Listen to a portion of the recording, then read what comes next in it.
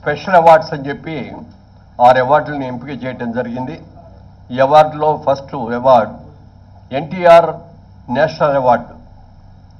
ఇది నందమూరి బాలకృష్ణ గారికి ఎన్టీఆర్ గారి అవార్డు ఇవ్వడం జరిగింది.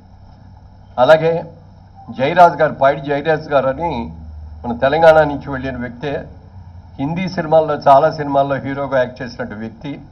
వారి పేరు మీద కూడా మొట్టమొదటిసారిగా పైడి జయరాజ్ ఫిల్మ్ అవార్డు అని చెప్పి ఈ ఇండియన్ ఫిల్మ్ పర్సనాలిటీగా ఆయన్ని ఎంపిక చేయడం జరిగింది.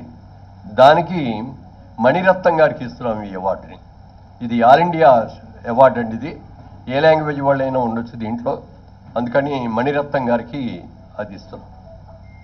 Next BN Reddy film award for Telugu film director.